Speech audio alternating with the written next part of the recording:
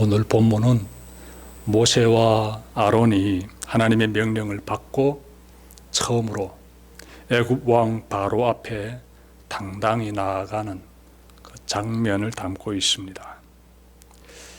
우리는 흔히 하나님의 말씀에 온전히 순종하면 그러면 그 즉시 탄탄대로가 열리고 하늘의 복이 쏟아질 것이다 라고 기대를 합니다.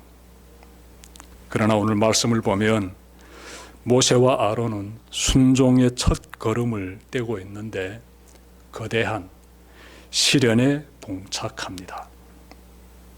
하나님의 명령에 따랐는데 상황은 이전보다 더 악화되고 더 큰 고통을 마주합니다. 대체 왜 이런 일이 일어나고 있는지 오늘 본문을 통해서 우리가 좀 살펴봤으면 좋겠습니다. 자, 1절 말씀 제가 받들겠습니다. 그 후에 모세와 아론이 바로에게 가서 이르되 이스라엘의 하나님 여호와께서 이렇게 말씀하시기를 내 백성을 보내라.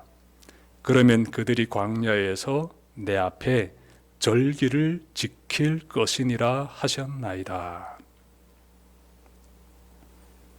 모세와 아론은 대제국의 왕인 바로에게 매우 두렵고도 중요한 선언을 하고 있습니다.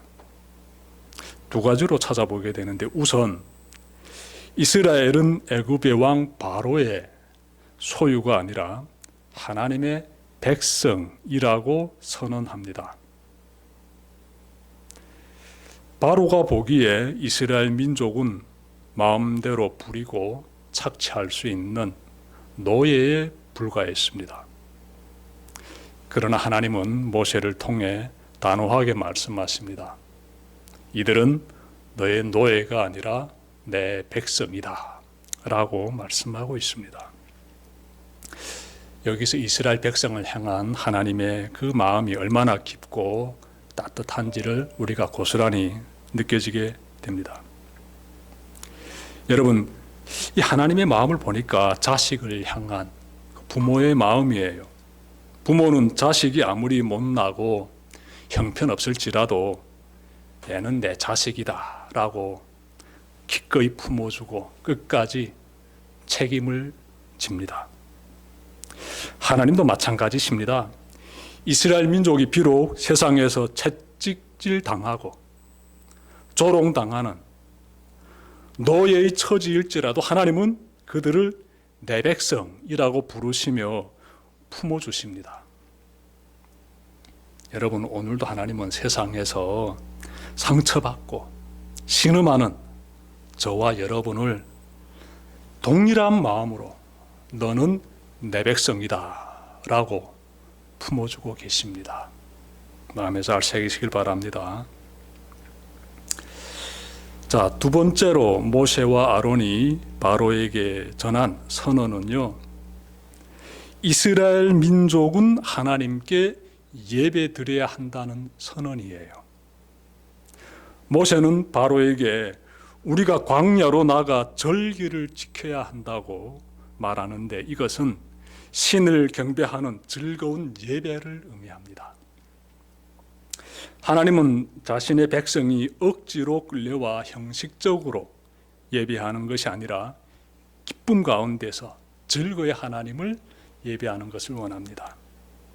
그러므로 우리는 하나님을 사모하는 그러한 마음으로 예배에 임해야 하며 예배 가운데서 임하시는 하나님으로 인하여서 즐거워해야 합니다.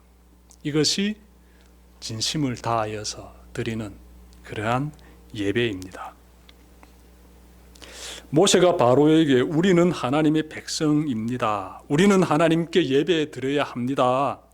라고 이렇게 요구하고 있는데 이러한 모습에서 무엇이 발견되고 있습니까? 예배가 인생에서 가장 중요한 그러한 행위가 된다라는 것이지요. 예배가 우리 인생의 가장 선두에 서 있어야 한다라는 것이지요. 예배가 우리의 삶을 이끌고 가야 한다라는 것을 우리가 깨닫게 되지요. 모세와 아론이 애굽의 왕 그 바로를 만났을 때 이 예배에 대해서 지금 말하고 있지 않습니까? 우리를 애굽 땅 밖으로 나갈 수 있도록 허락해 달라고 요구하고 있지 않습니까? 왜냐하면 나가서 우리가 하나님 앞에서 절기를 지켜야 된다, 즉 예배를 드려야 된다라고 지금 요구하고 있지 않습니까? 며칠 전 책장에 가득한 책들을 바라보면서 제가 이런 생각을 해봤습니다. 이 많은 책들 중에서 딱 한 권만 선택해야 한다면 어느 책을 선택할까? 저는 별로 고민하지 않고 금방 한 권을 선택했습니다. 그 책은요, 성경입니다. 성경. 왜냐하면 성경은 하나님에 대해서 알게 해주고, 그리고 구원에 이르는 길을 제시해 주기 때문입니다. 인문학 책들, 정말 명성이 자자한 고전들, 철학 책들, 사회와 관련된 책들, 기타 등등 여러 책들 다 이렇게 참 나름의 소중한 메시지들을 가지고 있는데, 정말 인생에서 결정적으로 꼭 붙잡아야 되는 책은요, 성경이에요. 성경을 보게 되면 하나님이 어떤 분이신지, 만물이 어떻게 창조되었는지, 나는 누구인지, 그분이 나를 향한 어떤 계획을 가지고 계시는지, 내가 하나님으로 인하여서 어떤 구원을 얻을 수 있는지 다 깨달을 수가 있거든요. 그래서 성경책 그 한 권만 꼭 붙잡으면 돼요. 마찬가지로 우리 삶에서 가장 중요한 일은요, 무엇이겠습니까? 예배지요. 예배는 단순한 종교 행위가 아닙니다. 예배를 통해 살아계신 하나님을 만나고 하나님의 음성을 듣게 되고 하나님의 임재를 경험하게 됩니다. 그래서 우리가 이토록 소중한 예배를 회복하려고 할 때, 그때 하나님의 대적자인 사탄이 가만히 있을까요? 불신자로 살다가 비로소 하나님을 영접하고 주님을 영접하고 이 예배의 자리로 나아가려고 하면 이 마귀가 가만히 있을까요? 여러분이 바로의 반응을 보십시오. 애굽의 왕 바로가 이렇게 반응합니다. 모세와 아론이 바로에게 하나님의 말씀을 전하자 2절 보십시오. 바로가 이르되 여호와가 누구이기에 내가 그의 목소리를 듣고 이스라엘을 보내겠느냐? 나는 여호와를 알지 못하니 이스라엘을 보내지 아니하리라.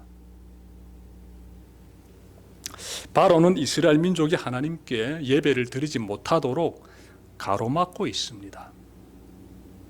바로는 마치 자신에게 이스라엘의 예배를 허락하고 말고를 결정하는 권한이 있는 듯이 거만을 떱니다. 자신이 이스라엘을 노예로 지배하고 있으니 그들이 믿는 신조차 자기 통제 아래 있다고 착각하고 있습니다. 한가 피조물에 불과한 인간이 감히 하나님을 인정하지 않고 있습니다. 하나님의 권위를 무시하고 있습니다. 하나님의 명령을 거절하고 있습니다. 그러자 모세와 아론이 다시 정중히 간청합니다. 3절 말씀 보십시오. 그들이 이르되 히브리인의 하나님이 우리에게 나타나셨은즉 우리가 광야로 사흘 길쯤 가서 우리 하나님 여호와께 제사를 드리려 하오니 가도록 허락하소서. 하나님께서 전염병이나 칼로 우리를 치실까 두려워하나이다. 모세는 앞에서는 절기를 지키기 위해 광야로 가야 한다라고 요청했는데 3절 보니까 이번에는 하나님께 제사를 드리려고 하니 허락해 달라고 요청합니다. 아시겠지만 제사란 하나님께 짐승을 죽여 불태워 드리는 의식입니다. 자, 그러면 왜 굳이 제사를 위해 광야로 나가야만 하는지 질문할 수가 있지요. 출애굽기 8장 26절을 보면 이스라엘 민족의 제사를 애굽 사람들이 매우 싫어했습니다. 그들은 돌로 이스라엘 사람들을 치려고 할 정도로 제사에 대해서, 즉 이스라엘 민족이 제사를 드리는 그 행위를 싫어했습니다. 그 이유는 애굽 사람들이 양이라든지 염소라든지 소를 숭배하고 있었기 때문이에요. 만약 이스라엘 민족이 자신들이 숭배하는 짐승을 죽여서 제사하는 것을 본다면 분노하게 되지요. 모세는 이러한 부분에 대해서 알고 있기 때문에 바로에게 언급하고 있는 것입니다. 우리가 애굽 지경 밖으로, 즉 광야로 나가서 하나님께 제사를 드리려고 합니다. 희생 제사를 드리려고 합니다. 라고 다시금 요청하는 것이지요. 모세는 만약 우리가 하나님께 제사를 드리지 않는다면 하나님이 우리를 전염병과 그리고 칼로 칠 수 있으니 우리가 애굽을 떠날 수 있도록 허락해달라고 정중하게 요청합니다. 자, 그러자 바로는 이전보다 더 잔인하고 가혹한 탄압을 지시합니다. 4절부터 9절에서 이 부분이 나오는데 그는 이스라엘 백성들을 더 가혹하게 일시키도록 지시합니다. 당시 이스라엘 민족은 벽돌을 만드는데 동원되었는데 그들은 벽돌을 만드는데 사용되는 짚을 공급받곤 하였습니다. 벽돌 만들 때 그 진흙 속에 짚을 넣는 것이지요. 그 짚은 이 애굽에서 제공했었어요. 자, 그런데 왕은 그 짚을 제공하지 말라고 지시합니다. 이스라엘 민족 스스로가 그 짚을 구해가지고 벽돌을 만들도록 지시합니다. 만들어야 될 벽돌 수량은 예전과 똑같이 해라고 그렇게 또한 지시합니다. 여러분, 바로가 이렇게까지 하는 이유에 대해서 9절에서 말씀하고 있는데, 자, 9절 말씀 보십시오. 그 사람들의 노동을 무겁게 함으로 수고롭게 하여 그들로 거짓말을 듣지 않게 하라. 바로가 왜 이렇게 정말 이스라엘 민족을 더 고통스럽게 하려고 하는지 그 이유에 대해서 9절에서 말씀하고 있지요. 자, 찾아보니까 어떻습니까? 바로는 모세가 전한 하나님의 말씀을 한갓 일하기 싫어서 지어낸 거짓말로 취급합니다. 그들이 일하기 싫어서 만들어낸 말이라고 판단합니다. 바로는 이스라엘 백성의 육체를 극도로 고단하게 만들어 아예 하나님의 말씀에 귀 기울이지 못하게 그렇게 하려고 합니다. 여러분, 오늘날에도 사탄은 똑같은 전략을 쓰고 있습니다. 우리를 매우 바쁘게 만듭니다. 기도할 시간이 없을 정도로, 성경을 읽을 시간이 없을 정도로, 하나님의 말씀을 깊이 묵상할 시간이 없을 정도로 굉장히 우리를 바쁘게 만들지요. 세상 보십시오. 안 그렇습니까? 얼마나 사람들이 분주하게 살아갑니까? 기도할 틈을 안 주는 거예요. 말씀 읽을 그 시간을 안 주는 것이에요. 사람들이 자기 욕망을 채우기 위해서 정말 다람쥐 채바퀴 돌아가듯이 분주히 지금 뛰어다니고 있는 모습 우리가 바라보고 있습니다. 여러분, 이것이 사탄이 사용하고 있는 전략이에요. 이 바로가 이스라엘 백성들을 더 심한 고통 가운데로 몰아넣음으로써 그들이 하나님의 말씀 가까이로 나아가지 못하게 하고 있지 않습니까? 하나님께 예배드리는 그 자리까지 나아가지 못하도록 지금 하고 있지 않습니까? 이러한 사탄의 전략이 지금도 계속되고 있다라는 것입니다. 그러므로 우리는 삶이 긴장되고 눈코 뜰 새 없이 바쁠지라도 어떻게 해야 할까요?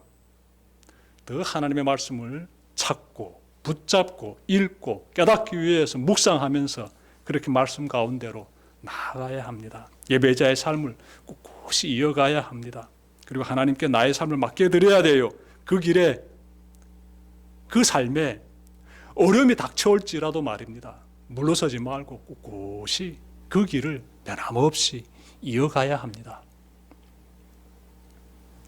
여러분, 만약 사고로 다리뼈가 부러졌다면 그러면 수술해서 뼈를 붙여야 되지요. 예, 의사들은 어떻게 합니까? 제가 우리 교우들 중에 한 사람이 다리뼈가 부러졌을 때 그 병원에 가보니까 이 칼로 이렇게 다리를 이렇게 베고 그 속에 있는 뼈를 붙여가지고 철심받고 다시 이렇게 봉합했더라고요. 그 수술 받고 나면 어떻습니까? 즉시 고통이 사라집니까? 뼈를 붙였기 때문에 즉시 그 뼈가 부러졌을 때 그 고통이 다 사라집니까? 굉장히 고통 가운데 있게 되지요. 수술 끝나고 나서 그 통증이 어마어마합니다. 이겨내야 되지요. 그 통증이 있다고 해서 환자가 의사 선생님에게 아니 이거 다리뼈를 붙였는데 더 이렇게 아프다고 수술 잘못한 것 같다고 이렇게 말합니까? 그런 말 안 하지요. 이 통증 끝에는 회복이 있다는 걸 알기 때문에 참게 되지요. 참게 되지요. 모세와 아론을 비롯하여 이스라엘 민족이 처한 상황도 이와 비슷합니다. 그들은 하나님의 말씀에 순종했는데 그 결과는 더 큰 고통으로 안겨오고 있습니다. 예전보다 더 가혹한 그러한 강제 노역에 지금 시달리게 되거든요. 그러니 상황이 더 안 좋아진 것 아니겠습니까? 그러나 그것은 하나님의 구원 계획이 실패했다는 증거가 아닙니다. 오히려 완악한 이 애굽 왕 바로의 정체를 드러내고 본격적으로 하나님께서 출애굽의 위대한 기적을 행하시게 되었다는 구원의 그러한 중요한 서막이 됩니다. 그래서 이어지는 내용 보게 되면 하나님께서 어떻게 역사하시는지 멋있게 펼쳐지게 되지요. 그 부분은 나중에 전해드리겠습니다. 말씀 마치려고 합니다. 모세가 바로에게 정말 처음 요구한 것, 정말 그 중요한 부분이죠. 그 문제가 무엇인가 봤더니 이스라엘 민족에 대한 더 나은 복지라든지 더 나은 노동 조건인 것이 아니라 예배였어요. 오직 하나님을 예배하려고 하니 국경 밖으로 보내달라는 담찬 요구였습니다. 그리고 그 요구로 인하여서 시련이 시작되었습니다. 우리도 마찬가지입니다. 무너진 예배를 회복하고 기도를 시작하고 예수 믿는 사람답게 살려고 할 때 그때 시련이라는 골칫덩어리와 같은 문제가 닥쳐오게 됩니다. 사탄은 바로처럼 우리의 환경을 뒤흔들고 예상치 못한 시련으로 우리의 믿음을 공격하려고 합니다. 그때마다 오늘의 말씀을 기억합시다. 하나님의 말씀을 따르는 그 삶, 순종 뒤에 오는 고난은 실패의 증거가 아니라 내 삶에 하나님의 강력하신 개입이 시작되었다는 신호입니다. 시련 앞에 무릎 꿇지 마시고 나를 내 백성이라고 부르시는 신실하신 하나님을 바라보시길 바랍니다. 오직 하나님만을 바라보시길 바랍니다. 그분을 의지하시길 바랍니다. 환경이 어려워질수록 더욱 하나님을 의지하고 그분의 뜻을 구하며 내 삶 전체를 온전히 그분께 맡겨드림으로써 시련을 뚫고 하나님의 승리를 맛보는 여러분들 되시기를 주님의 이름으로 축원합니다. 기도드립시다.